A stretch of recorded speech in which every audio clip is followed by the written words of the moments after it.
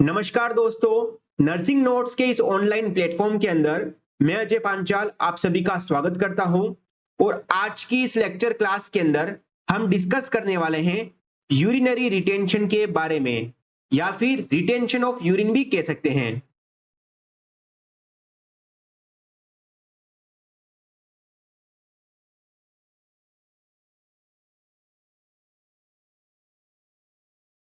यह टॉपिक आपके medical and surgical nursing जो सब्जेक्ट है उससे रिगार्डिंग है। यह एक रीनल एंड यूरिनरी डिसऑर्डर है, तो इससे रिगार्डिंग आपके 5 नंबर का क्वेश्चंस बनता है। बहुत ही एक छोटा टॉपिक है, इससे रिगार्डिंग आपके 5 नंबर का क्वेश्चंस बनेगा, वो हम इसके अंदर डिस्कस करेंगे। तो सबसे पहले देखेंगे इसकी डेफिनेशन, इसकी परिभाषा क्या है। Urinary retention is inability to empty the urinary bladder completely, यानी कि इसके अंदर क्या होता है, जो पेशेंट होता है वो कंप्लीटली जो यूरिनरी ब्लडर है उसको एम्प्टी यानी कि खाली नहीं कर पाता है। ठीक है, यानी कि इसके अंदर जो आपकी किडनी है वो प्रॉपर काम करेगी, यूरेटर है जो प्रॉपर काम करेगा। यानी कि इसके अंदर जो किडनी है वो प्रॉपर काम कर रही है, फिल्ट्रेशन का भी काम कर रही है। नेक्स्ट वन है जो यूरिन बनाने का काम है वो भी ये प्रॉपर कर रही है। और साथ ही साथ जो यूरेटर है वो भी अपना प्रॉपर काम कर रहा है, यानी कि जो यूरिन बना रहा है किडनी वो यूरेटर यूरिनरी ब्लडर के अंदर विड्रॉल भी कर रहा है। लेकिन जो यूरिनरी ब्लडर के अंदर जो यूरिन है वो प्रॉपर एक्सपेल नहीं हो पा रहा है, यानी कि बाहर नहीं निकल पाता है। वो किसके कारण हो सकता है, किसी भी ऑब्स्ट्रक्शन के कारण हो सकता है, किसी भी नर्व फंक्शन के इंपेयरमेंट के कारण हो सकता है, मेडिकेशन के कारण हो सकता है, ट्रोमा के कारण हो सकता है। वो अलग अलग हम जो इटियोलॉजी है वो हम डिस्कस करेंगे। तो ये इसकी सिंपल डेफिनेशन है, जो यूरिन है वो कंप्लीटली एम्प्टी यानी कि खाली नहीं हो पाता है, यानी कि inability to empty the urinary bladder completely. Next बात करेंगे इटियोलॉजी की। इटियोलॉजी क्या है, यानी कि क्या क्या कारण हो सकते हैं। तो हमने फर्स्ट वन डिस्कस किया था ऑब्स्ट्रक्शन ऑफ यूरेथ्रा, यानी कि यूरेथ्रा के अंदर कोई भी ऑब्स्ट्रक्शन हो सकता है। नेक्स्ट वन है वीक ब्लडर मसल्स, यानी कि जो ब्लडर है यूरिनरी ब्लडर उसके जो मसल्स है वो वीक होने के कारण कॉन्ट्रिक्ट नहीं हो पाएंगे और उस वजह से जो यूरिन है वो बाहर नहीं निकल पाएगा। नेक्स्ट वन है थर्ड वन नर्व फंक्शंस इंपेयरमेंट्स, यानी कि जो नर्व है नर्व सप्लाई के अंदर यदि कोई इंपेयरमेंट हुआ है, डिसफंक्शनिंग हुई है, तो उसकी वजह से जो यूरिन है वो बाहर नहीं निकल पाता है।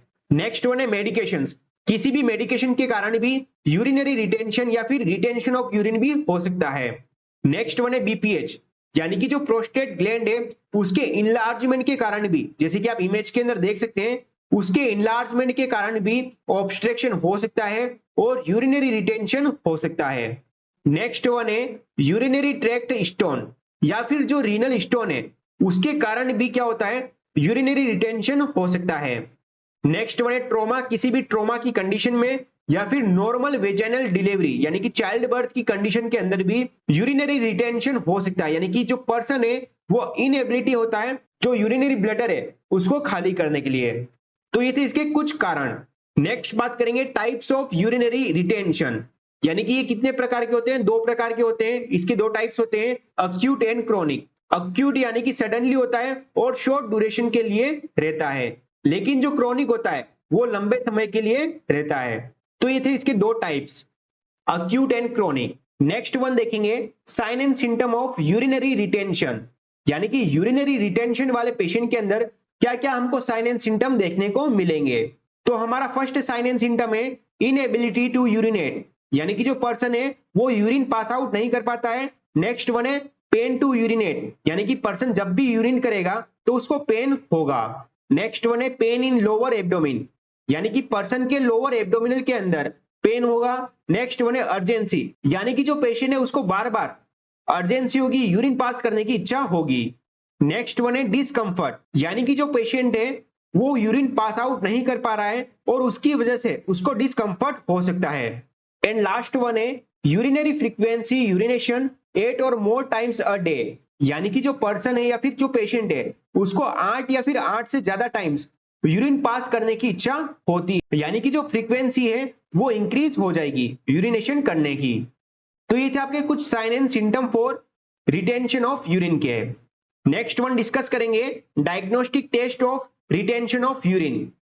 तो फर्स्ट वन है हिस्ट्री कलेक्शन, सेकेंड वन है फिजिकल एग्जामिनेशन, थर्ड वन है यूएसजी यानी कि अल्ट्रासोनोग्राफी, लोअर एब्डोमिनल की अल्ट्रासोनोग्राफी करेंगे। नेक्स्ट वन है केयूबी एक्सरे यानी कि किडनी, यूरेटर और ब्लडर का एक्सरे करेंगे। नेक्स्ट हमारा डायग्नोस्टिक टेस्ट है CT scan, urodynamic test and electromyography. ये हम डायग्नोस्टिक टेस्ट करते हैं यूरिनरी रिटेंशन के अंदर। नेक्स्ट वन डिस्कस करेंगे मैनेजमेंट ऑफ यूरिनरी रिटेंशन यानी कि यूरिनरी रिटेंशन वाले पेशेंट के लिए क्या मैनेजमेंट हो सकता है।